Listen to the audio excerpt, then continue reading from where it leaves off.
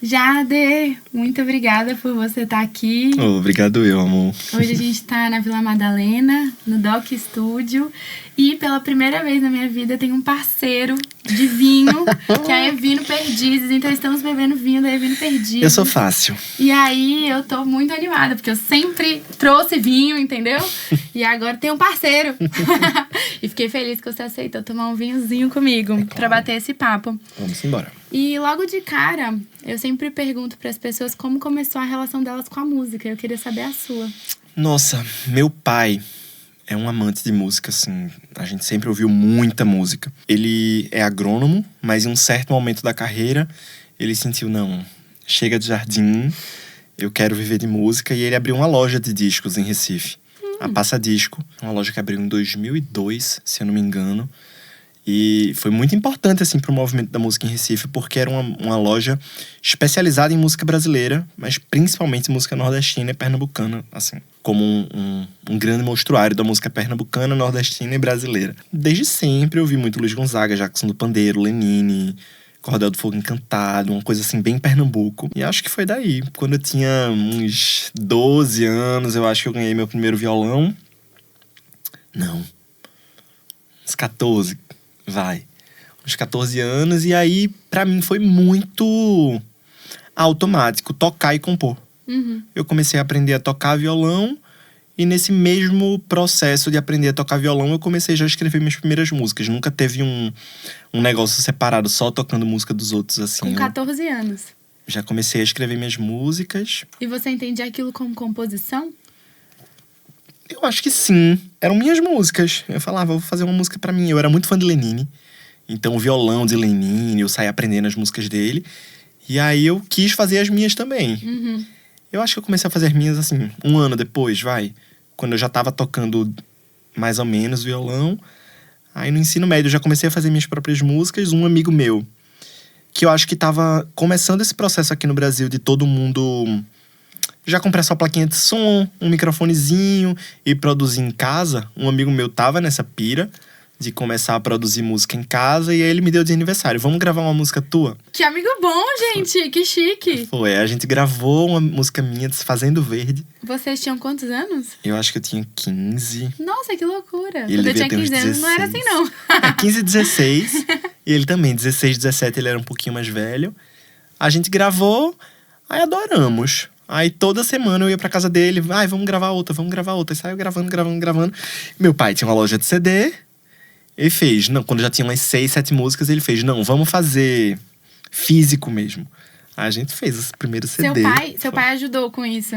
Foi. Que legal! Ele já tinha o processo da loja de discos, de fazer, mandar produzir CDs.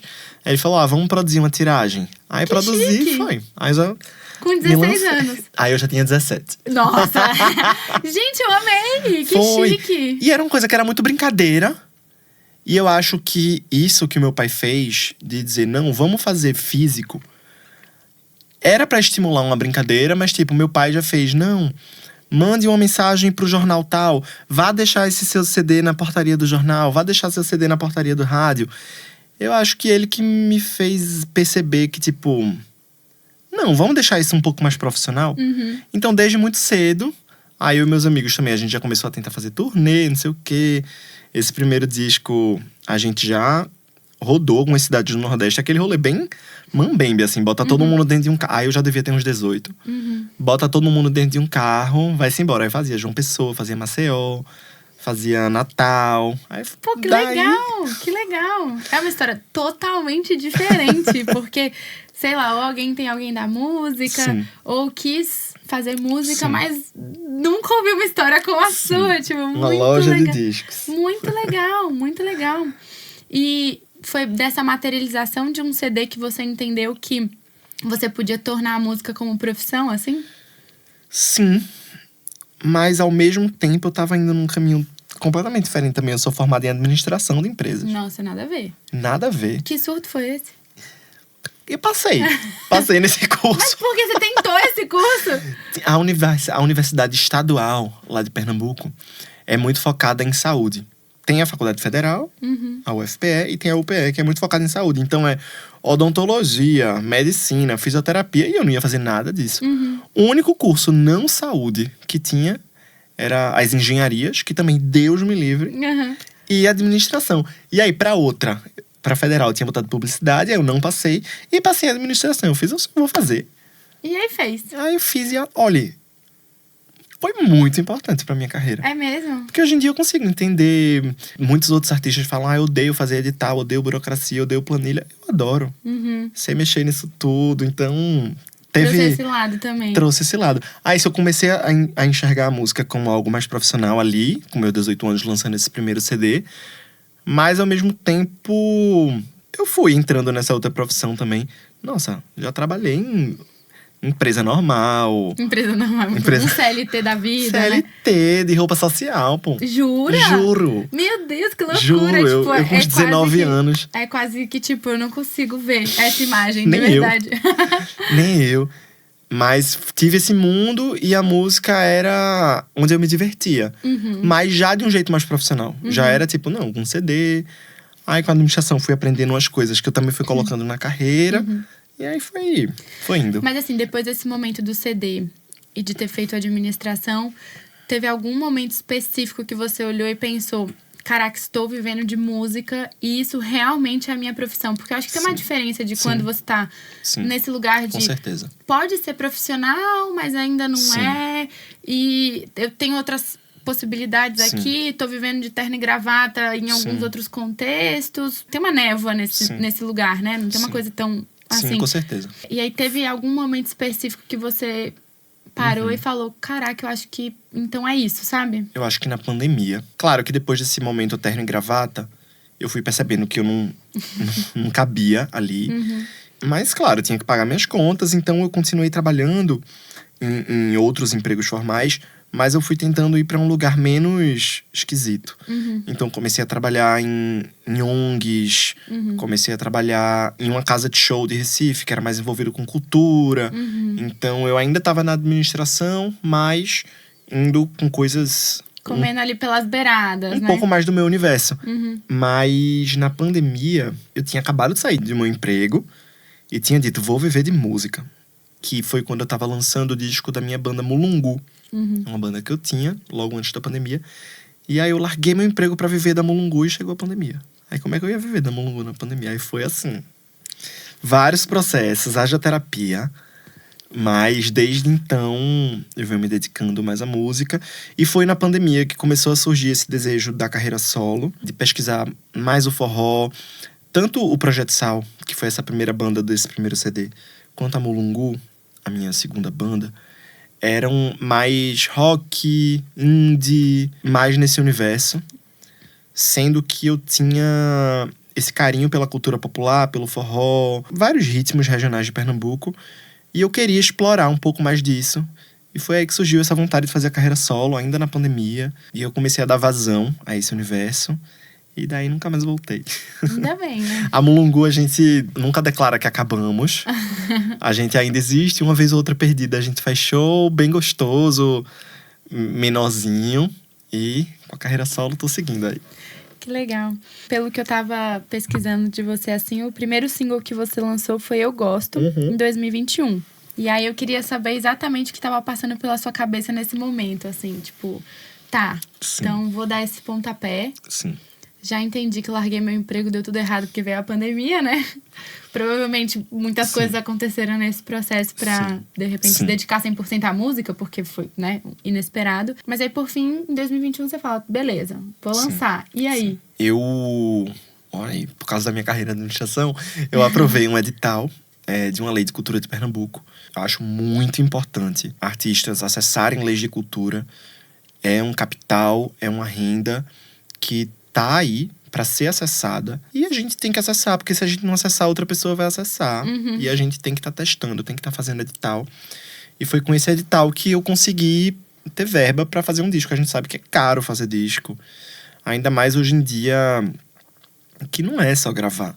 Você tem que gravar, você tem que gravar clipe, você tem que fazer assessoria de imprensa, você tem que mandar… Enfim, várias camadas. E aí eu tava com esse desejo muito forte de pesquisar o forró. Principalmente o forró. Era um ritmo que mexia muito comigo. Foi um ritmo que meu pai escutou muito. Então, a gente escutava muito forró lá em casa. E eu sempre quis estar nesse lugar. Sendo que também foi um momento, não que eu estivesse descobrindo, eu já tinha descoberto antes, mas eu acho que eu estava finalmente aceitando em totalidade o fato de eu ser uma pessoa LGBT. Então misturei isso, porque o forró é um ritmo extremamente heteronormativo. Antigamente falava sobre o cabra macho, hoje em dia o cabra macho só saiu do cavalo e foi para um Hilux, mas continua nesse mesmo... Nessa mesma lógica, né? Nossa, nessa mesma lógica. E eu quis fazer um disco justamente colocando isso em contraponto. Inicialmente ia ser um disco de forró mais tradicional, sendo que nessa mesma época foi a época do boom do piseiro. Então o piseiro começou com tudo e isso me engoliu de um jeito. Eu comecei a escutar muito. Zé Vaqueiro, João Gomes, Brisa Star, enfim, vários artistas do piseiro. E isso fez muita parte do disco. Acabou que é um disco quase de piseiro, mas tem uma outra pontadinha ali de forró tradicional. Aí Eu Gosto foi a primeira. Eu me juntei com Barro e Guilherme Assis, que são 2 produtores musicais geniais lá de Recife. Maravilhosos. Assinaram meu primeiro disco e agora meu segundo disco também. E a primeira foi Eu Gosto. Foi uma das primeiras composições que eu fiz pra esse projeto. Você fez já na intenção de compor esse projeto, já então? Já na intenção de compor esse projeto. Como eu tinha acessado esse edital de um álbum, foi muito bem pensado. Foi tipo, não, vamos lançar esse disco. Qual vai ser o primeiro single? Esse. Então, já lançamos Eu Gosto, já tendo o resto meio encaminhadinho, assim, já pensando. E aí, em 2022, vem o primeiro álbum, né? Sim. Quem Mandou Chamar. É um disco que fala muito de noite, de flerte, dessa coisa gostosa, né? E com vários ritmos também, né? Sim. E por que falar disso? Por que deu essa vontade? Foi justamente esse sentimento que eu te contei de finalmente estar muito à vontade com a minha sexualidade. Eu acho que também já estava nesse momento quase pós-pandêmico. Então, quando eu lancei o disco, já era permitido ter eventos e tal. Tanto é que a gente fez um mini show de lançamento e todo mundo saiu. Todo mundo saiu com Covid de show do lançamento, meu Deus do céu. Ai, que horror! Era pra estar no lockdown ainda.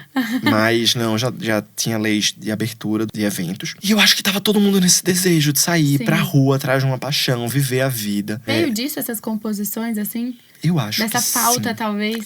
Eu não tinha prestado atenção nisso, mas recentemente eu comecei a olhar e eu fiz, caramba, esse é um disco muito pra fora. Eu acho que eu tava vivendo esse sentimento de estar pra fora, de querer correr atrás das coisas, viver. Mas eu não tinha percebido que a causa dessa sede de viver poderia ser um reflexo já do lockdown, reflexo da pandemia. É isso, é um disco de noite, é um disco majoritariamente vermelho, é sangue, é vivo. É fogo, né? É fogo, é uma tensão sensual muito forte. Eu adorei, aí eu realizei meu sonho de ser uma diva pop. A capa do disco, eu numa moto. Eu tive coragem de, os primeiros shows, entrar no palco de calcinha. Foi um negócio assim, bem pra fora, querendo viver. Você se sentiu bem confortável com a sexualidade, né? Gostei. Foi. Gostei. Foi um disco bem pra fora, que eu amei fazer. Foi muito bem recebido. Com ele eu consegui... Caramba, a gente fez Brasília, Maceió, São Paulo, Rio de Janeiro, Recife diversas vezes, interior de Pernambuco, João Pessoa, Natal. Enfim, a gente conseguiu rodar muito com esse disco. Acho que foi justamente esse momento pós-pandêmico, né? Todo mundo tava querendo viver. Então a gente conseguiu levar essa energia bem gostosa. Foi muito especial pra mim. Por mais que eu já tivesse lançado outros discos com outras bandas, eu sinto que esse foi o primeiro lançamento que eu tava ali presente em tudo, vivendo tudo, enfim. E só seu, entre muitas aspas, né? Sim. Mas, tipo, meio que mais pessoal também, talvez. Sim. Vou te fazer uma pergunta, se você não se sentir confortável Claro. de responder. Isso nem tava aqui no roteiro, mas quando você fala que você... Foi aí que finalmente você se sentiu confortável com a sua sexualidade, aconteceu algum momento que você percebeu esse à vontade? Ou você só, na hora que você falou, tá bom, eu tenho essa oportunidade de colocar isso pra fora, e aí sim, isso foi uma consequência dessa percepção? Como que foi isso, assim? Olha, anos de terapia, primeiramente. Ótimo, tudo bem. Somos a terapia, time Por terapia favor, por aqui. vamos todas nos terapeutizar. Eu acho que não teve um clique específico, não. Mas foram vários, né? É uma construção identitária de você ir se sentindo confortável no seu corpo. Mas é isso, tipo, a vida adulta. Acho que sair de casa, comecei a morar sozinho. Acho que tudo isso vai fazendo Em Recife ainda. Em Recife ainda. Tudo isso vai fazendo a gente ter um pouco mais de autonomia sobre a gente. E essas narrativas foram se construindo. Ah, legal. Que bom. Depois disso, depois de ter lançado o álbum, você lançou alguns singles. E esse ano você lançou o seu segundo disco. Sim. Deixa o Mundo Acabar. E aí eu li um trecho de um comentário que você fez, que eu vou trazer aqui. Precisei destruir mundos como o medo, a culpa e a autossabotagem para quem sou e me permitir ser feliz. Acho que o disco fala muito sobre isso e se permitir ser feliz em meio ao caos. E aí você tem uma música que diz exatamente deixa o mundo acabar. E a imagem ali é você se jogando no Carnaval de Recife, que a gente comentou um pouquinho mais cedo. E eu queria saber quais são as conexões dessas coisas, né? Porque o próprio nome já diz, né? Deixa eu ser feliz, deixa eu sair daqui, né? E dessas todas, autossabotagem, culpa, medo, etc, etc, etc. E aí eu pensei, tipo, o Carnaval é o melhor lugar pra isso, né? Que é o lugar que a gente meio que pode tudo e que a gente se permite ser feliz e às vezes volta pra um casulo que não necessariamente é preciso, assim, né? E eu queria te ouvir sobre isso. Nossa, deixa o mundo acabar. Eu acho que tem assuntos em comum com o primeiro disco. Justamente, isso de legal, foda-se. Mas também é um movimento oposto. É um disco mais tranquilo. As composições dialogam com outros universos sonoros. Tá indo um pouco mais pra um lugar da MPB. Eu fiquei com muito medo desse nome, pra falar a verdade. Porque a gente tinha planejado esse disco, o disco já tava gravado, já tava com capa pronta. Aí do nada, mais uma guerra. Eu fiquei, minha gente, eu tava brincando, não deixa acabar nada não. Deixa o mundo aqui, a gente quer viver. Mas enfim, a gente quase que troca o nome do disco por causa disso. Mas eu acho que sim, é a continuidade desse discurso do Quem Mandou Chamar. O que mandou chamar foi o cheguei. E agora foi tipo, eu não vou mais ter medo. Não vou mais ser refém de opinião alheia, ser refém até das nossas próprias construções. Enfim. Das nossas sombras, né? Exato, das nossas sombras. Deixa acabar, eu vou ser feliz. Eu acho que é um disco um pouco mais maduro em relação às letras. Tipo, me mudei pra São Paulo, me casei, tô com uma relação saudável. E é isso que eu tô procurando pra minha vida. Eu quero relações saudáveis, amigos bons que estejam comigo, uma relação boa com a minha família, uma relação boa com o meu ser. Então, é um disco que fala muito sobre se permitir ser feliz mesmo, porque a gente só vai ser feliz quando a gente deixar. Enquanto a gente quiser ficar tendo caos, a gente tem que colocar limite nas coisas. Dizer, não quero mais isso daqui. E sim, a música que traz a epifania, assim, que traz o auge do disco é justamente Deixa o Mundo Acabar, que é a última música. E que se passa no Carnaval, que é justamente naquele momento, nada mais importa. Você só quer ser feliz, você quer pular, você quer se divertir, você quer beijar na boca de quem você ama. Então, eu acho que é isso, essa ode. Seja quem for, esse amor, né? Exato, eu acho que é uma ode à felicidade. Ah, eu achei lindo, eu amei muito, muito, muito mesmo. E o que fez você querer colocar tantos ritmos diferentes nesse disco? Ele passeia por vários lugares, né? Sim. Se você quiser contar um pouco pra gente quais são esses lugares. Conto sim. O disco tem forró, claro. Não podia deixar o forró de lado. Mas eu não queria ser só forró, o disco, mais uma vez. Mas o forró já é um gênero que se desdobra em 1 milhão de personalidades. Então, o primeiro disco era piseiro, nesse daqui já tem shot, já tem galope, principalmente shot e galope. Mas aí tem um pagodinho no disco, tem uma música que é meio indie, meio rock. Tem mais o quê? Tem brega. Que vem um pouco também desse seu passado, né? Sim, exato. Tem brega, tem bachata. Eu saio percorrendo por diversos ritmos ali dentro. Tem pop dentro do Deixa o Mundo Acabar. Eu sempre escutei um pouco de tudo. Eu sempre fui muito eclético, assim. Não sei se é porque meu pai tinha loja de discos, então tinha muito disco ali pra eu ouvir. Então, tava muito disponível, né? Sim, então eu ouvia muito isso de música regional, mas tem aquele momento que você cria a sua fase rebelde, você quer ouvir as suas músicas. Então, eu fui 100% emo. Eu fui 100% fã de diva pop. Então, quem eram as pessoas? Emo, por exemplo. A emo era principalmente Brasil. Fresno, principalmente. Tem gente aqui que é do time, viu? Olha. Nossa, eu amo. Gabs disse que a fase emo dele nunca passou, entendeu? Não, nunca passou. Quando eu boto aquele ciano pra tocar, volta o choro na mesma hora. Então, também fui muito fã de diva pop. Pop latino, rebelde. Teve uma parte que eu era meio criança que eu fui enlouquecido. Então, eu misturei um pouco de tudo. E na hora de fazer esse disco, surgiu um pagode. Aí eu deixei ali. Aí o shot eu deixei ali. Aí o pop eu deixei ali. O brega eu deixei ali. Aí quando eu juntei tudo, eu fiquei, meu, gente, que bagunça. Como é que eu vou dizer que isso aqui é um disco só? Não faz sentido. E aí foi quando eu percebi que faz. totalmente. Foi eu ouvindo um disco de Gal lá em casa. Não sei se é o Bem Brasil. É algum disco anos 80 dela.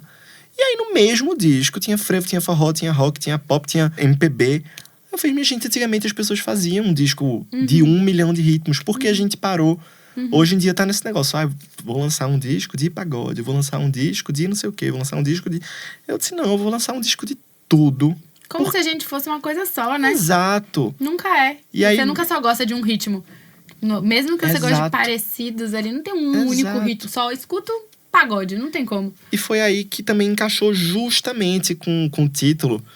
Essa faixa Deixa o Mundo Acabar foi uma das primeiras que eu compus, mas o refrão ficou faltando. Eu comecei a escrever ela no início da produção do disco e tava sem refrão. A gente também talvez não fosse nem colocar essa música, mas eu gostava muito do verso dela. E aí foi a última coisa que eu fiz pro disco foi esse refrão. E eu ainda tava nesse sentimento de que esse disco não tinha conceito. Eu tava, meu Deus, esse disco é uma bagunça, eu não tô entendendo o que é esse disco, eu não tô entendendo. Ele não tá se mostrando pra mim o que é que ele é. O que mandou chamar foi muito fácil. Era um disco de piseiro noturno, LGBT, vermelho. Então, aquilo tava explícito pra mim. O Deixa o Mundo Acabar demorou a se revelar. Quando eu fiz esse refrão, me veio assim, esse refrão, eu escrevi. Eu fiz, caramba, é isso. É o nome do disco. O nome do disco tem que ser Deixa o Mundo Acabar. E é isso, são vários mundos. São vários mundos que se encontram aqui. E isso é mais uma barreira que eu quero quebrar. Não preciso ficar seguindo regra de ter um conceito fechadinho, específico. Eu vou fazer um disco inteiro sobre não sei o quê. Eu disse, não, vamos brincar, vamos fazer tudo. E agora a gente montando o show e vendo todas as músicas juntas, também ouvindo o disco, todas elas ali. Tá muito encaixadinho, tá? Uma coisa que é aquele universo. Eu amei. Eu adoro discos assim. Eu acho que tem uma potência e uma versatilidade, assim, de você, sei lá, ver o próprio artista também fazendo coisas diferentes. E às vezes é uma delícia. Tipo, e é surpreendente. Eu me lembro uma vez que Rubel... Eu adoro Rubel. Eu não me lembro agora o nome do disco que ele lançou, mas que era uma música de cada estilo diferente também. Eu falei, gente, isso é maravilhoso, entendeu? Do nada você ouviu o Rubel cantando putaria, entendeu? Ele tava falando de amorzinho, não sei o quê. Tipo, porra, maravilhoso. Com a MC ele Carol, é maravilhoso. Sabe, tipo... Eu particularmente acho uma delícia e curto muito, assim, tipo, esses passeios. E aí você tem muitas participações de peso, né? Eu vou citar aqui algumas, como Johnny Hooker, Joyce Alane, Jalu, Mariana Aidar, Totó Babalong. Como foi convidar essas pessoas? Nossa. E por que essas pessoas, assim? Né? Parcerias, me relacionar com outros artistas, eu sinto que é a parte que eu mais gosto de fazer música. Eu acho que é aí que a magia realmente acontece. De entrelaçar vozes, entrelaçar ideias. Claro, sozinho a gente também cria coisas muito legais, mas eu acho que junto leva para um lugar muito potencializado. No primeiro disco, tive Johnny, Uana e Jéssica Caetano, que são 3 artistas de Pernambuco, 3 artistas... Não, Jéssica não é de Recife, é do interior, ela é de Triunfo. E eu amei. E aí nesse disco 2, que era muito diverso, eu também pude brincar de ser diverso. Então eu fui trazendo artistas de vários lugares. Mariana Aidar, que... Sou muito fã de Mariana Aidar. Eu acho que justamente por essa construção do forró, Mariana hoje em dia é uma das maiores representantes do forró brasileiro. Ela tem uma pesquisa, ela tem discos de forró com Grammy. É uma coisa assim, uma pesquisa muito bem feita. E aí eu tinha esse carinho já por ela, aquela voz doce, maravilhosa, sensível. E aí, morrendo de medo, convidei, mas ela topou, foi delicioso. É uma das minhas músicas favoritas do disco. Jalu, pelo amor de Deus, eu sou fã de Jalu desde o primeiro disco dela. Vi muitos shows de Jalu quando eu era mais jovem. E até recentemente também. E foi outra surpresa, a gente não era tão próximo. Mas eu mandei uma mensagem. Aí ela fez, claro, deixa eu ouvir a música. Ela disse, não mostra essa música mais para ninguém. Ela é minha, ela é nossa. Essa música é minha, vamos. E aí a gente fez, com Jalu a gente conseguiu gravar clipe também. Divertidíssima. É a pessoa mais louca que eu já conheci na minha vida. Eu sou apaixonado por Jalu. Totó de Babalong também é um artista baiano que eu sou muito fã. Ele tem uma voz bem grave. Eu acho que ele é o que chega mais perto do universo do disco passado. Mas aí eu chamei ele pra um funk, que também é outro ritmo que eu nem falei que tinha. Um ritmo também que eu nunca trabalhei. Quando vi um funk, eu falei, minha gente, a gente tá arriscando demais. Vamos ir pra outro caminho, mas não, tinha que ser aquele funk. E quando ficou com aquele beat, quando eu vi a letra pronta, essa música foi engraçada, foi um dia só, assim. Eu tava lá em Recife, aí Barro, um dos produtores do disco, me liga. Jada, tô aqui com Dan Mendes, que é compositor de várias músicas de João Gomes. O cara é um monstro. Ele tá de boa, vamos se juntar no estúdio pra escrever uma música? Eu disse, claro. Que convite, vamos né? Agora. E aí a gente foi pro estúdio. Isso aqui em São Paulo. Em Recife. Em Recife, você tava lá. Eu me mudei pra Recife pra fazer esse disco. Ah, jura? Que legal. Acho que é uma história. Depois dessa história eu falo sobre isso. Ah, gostei. Aí a gente tava lá, eu, Barro, Dan Mendes, que é esse compositor de João Gomes e produtor também, e Guilherme Assis, que também produziu meu disco. E essa música surgiu ali. Em uma tarde essa música surgiu e foi automático. Quando eu vi essa música, eu falei, caramba, eu tenho que convidar Totô de Babalong, velho. Tenho que convidar. E aí convidei, ficou ótimo. E Joyce, não tinha ninguém de Pernambuco no disco. Eu disse, meu Deus do céu. E eu também sou muito fã de Joyce. É um artista que também vem desse lugar da pandemia. Que voz é aquela? Ela que... é maravilhosa, Nossa gente. Senhora. Eu amo muito. Também fiquei super nervoso de chamar. Falei, meu Deus, será que Joyce vai topar? E justamente porque eu chamei ela pro pagode. Eu falei, meu Deus do céu, vou chamar a Joyce pra cantar um pagode. Será que tem a ver? Mas também foi a mesma coisa. Ela Eu acho ouviu. que é uma das minhas preferidas. Eu amei muito. Eu Eu sou adoro super também. fã de Joyce também. E aí eu falei, caraca, que legal! Na audição foi muito engraçado. A gente fez uma audição aqui em São Paulo. Chamei amigos, outros artistas, galera de imprensa também. E aí, quando começou o pagode, todo mundo se olhou assim. Fez, oxente, o que é isso? Unânime, assim. A grande maioria das pessoas vinha dizer que era a música favorita. É mesmo? Eu amo. Eu gostei muito também. Eu amo. Mas sim, aí eu fui pra Recife pra produzir o disco porque eu tava com esse sentimento, assim... Como eu falei, o disco não tava se revelando pra mim. Ele não tava me dizendo o que ele queria contar, que ao mesmo tempo sou eu, que não tava sabendo o que é que eu queria dizer. Eu personifico o disco, mas enfim... Essa conversa. Tinha muito sentimento ali. Eu tinha me mudado pra São Paulo há uns 2 anos, morando em outra cidade. A gente que, enfim, que migra, né, pra outras cidades, a gente abre mão de rede de apoio, abre mão de família, abre mão de tudo que a gente conhece, tudo que a gente sabe pra viver num lugar novo. Então tinha muito sentimento ali, tinha muita coisa. E eu tava com saudade de Recife. Eu tava com saudade do mar, eu tava com saudade do azul. Então... eu disse, quer saber de uma coisa? Eu vou pra Recife, com meu ascendente em virgem, eu sou muito controlador, eu quero saber direitinho. Por isso você gostou de administração, então? Tá Agora tudo tá certo. tudo explicado. Tudo explicado. Eu gosto de ter tudo certinho. Como eu ainda não tava entendendo o que é que eu queria dizer com esse disco, eu tava em pânico. E aí eu disse, olha, deixa o mundo acabar. Eu falei, eu vou pra Recife, sem disco. Chego lá, comprei uma passagem só de ida. Vou fazer um disco. E vai ser lindo, e vai ser um momento legal. E aí foi ótimo, foi super desafiador pra mim. Eu adorei esse desafio de chegar, não ter um disco. Vamos fazer tudo do zero. Então se juntou eu, Guilherme Barro, meu marido também. A gente Seu marido foi? Foi. Ah, essa é a pergunta seguinte. Como foi, então, lidar com a saudade de alguém que ficou também, né? Não, ele foi, Mas ele foi. Aí a gente pegou uma casa de praia de Barro, se trancou, passou uns 10 dias nessa casa de praia. Ai, que delícia. Demais. Nesses 10 dias a gente fez coisa de 30 músicas. E aí, não 30 músicas inteiras, mas pedacinhos. E aí a gente foi entendendo. Eita, esse pedacinho, com isso daqui, com isso daqui, com isso daqui. O disco foi montando, foi surgindo, foi se revelando.